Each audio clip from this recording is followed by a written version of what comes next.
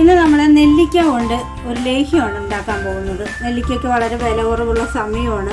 നെല്ലിക്ക ശരീരത്തിന് വളരെ ആരോഗ്യത്തിന് നല്ലതാണ്. കുട്ടികൾക്കൊക്കെ പരീക്ഷാകാലമാണ്. നല്ല ഉത്സാഹം ഓർമ്മശക്തിയൊക്കെ ഉണ്ടാക്കാൻ ദിവസവും നെല്ലിക്ക കഴിക്കുന്നത് നല്ലതാണ്. വെറുതെ നമ്മുടെ കുഞ്ഞുങ്ങൾ നെല്ലിക്കൊന്നും കഴിക്കില്ല. മുതിർന്നവരാണെങ്കിലും ബുദ്ധിമുട്ടാണ്. അപ്പോൾ നമുക്കിതൊരു ലേഹ്യമായിട്ട് ഉപയോഗിക്കാം. ദിവസവും കഴിക്കുന്നത് വളരെ ഉത്തമമാണ്. അതിലേക്ക് നമുക്ക് കഴുകി വൃത്തിയാക്കി വെച്ച ഈ നെല്ലിക്ക ഒന്ന് ആവിയിൽ പുഴുങ്ങിയെടുക്കാം. ഒരു ചെമ്പിൽ വെച്ച് ആവിയിൽ ഇത് പുഴുങ്ങിയെടുക്കാം.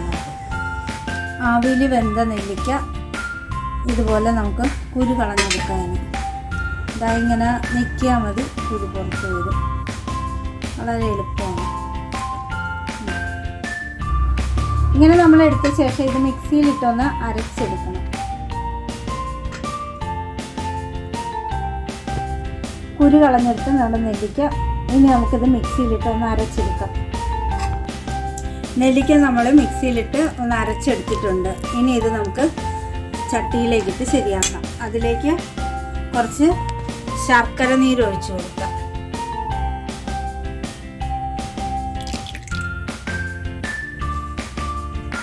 ഇനി നമുക്ക് നെല്ലിക്ക ഇടാം.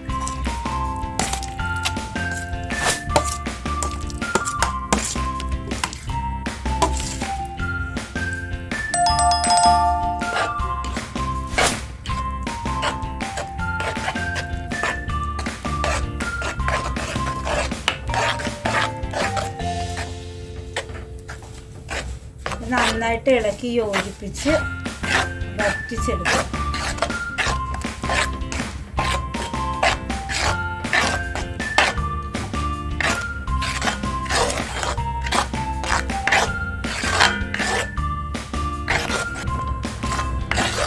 ഇതിലേക്ക് നമുക്ക് ഒരല്പം ഉപ്പിട്ട് കൊടുക്കാം. ഈ മധുരം ഒന്ന് ശരിയാക്കാം.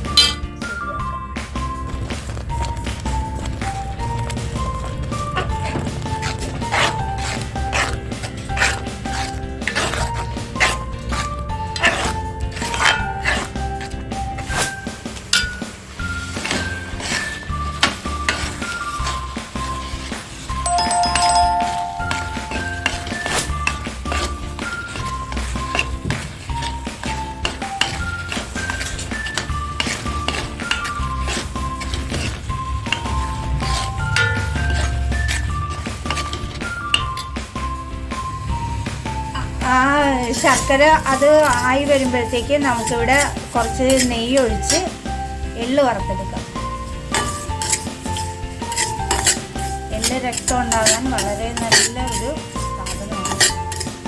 ഇത് ചേർക്കാനുള്ളതാണ്. ഇത് വറുത്തെടുക്കാം. നമ്മുടെ നെല്ലിക്കയിലേക്ക് ഇടാനുള്ള എള്ള് വറുത്തെടുക്കുകയാണ്. അല്പം നെയ്ക്കകത്ത് കുറച്ച് എള്ള് വറുത്തെടുക്കുകയാണ്. ഇത് നമുക്ക് നെല്ലിക്കകത്തേക്ക് ഇട്ട് കൊടുക്കാം.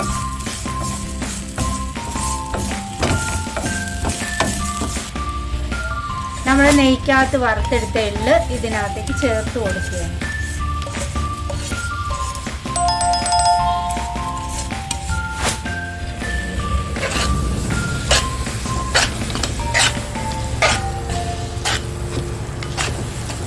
ഏലക്കാപ്പൊടി നമുക്ക് കുറച്ച് ഏലക്കാപ്പൊടി ഇതിലേക്ക് ഇട്ട് കൊടുക്കാം.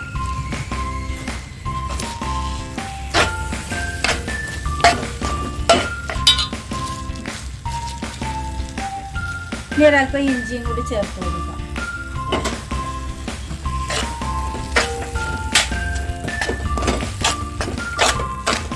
ഇഞ്ചി വയറിന് വളരെ നല്ലൊരു ഔഷധമാണ്. വിശപ്പുണ്ടാകാനൊക്കെ വളരെ നല്ലതാണ്.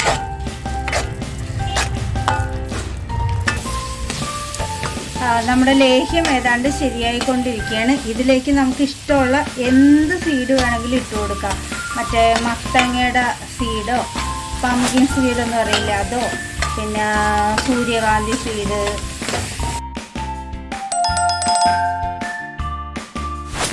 നമ്മുടെ നെല്ലിക്ക ലേഹ്യം ഇവിടെ റെഡിയായിട്ടുണ്ട്. ഇത് തണുത്തതിന് ശേഷം ഒരു ചില്ലുകുപ്പിയിൽ ഇട്ട് വയ്ക്കുക.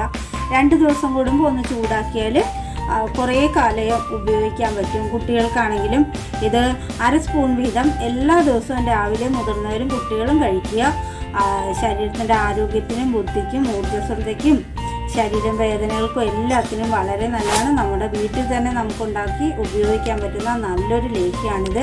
ഇതിലേക്ക് നിങ്ങൾക്ക് വേണമെങ്കിൽ അണ്ടിപ്പരിപ്പോ കപ്പലണ്ടിയോ ബദാമോ എന്ത് നട്ട്സ് വേണമെങ്കിലും ഇതിൽ നമുക്ക് ഉപയോഗിക്കാവുന്നതാണ്.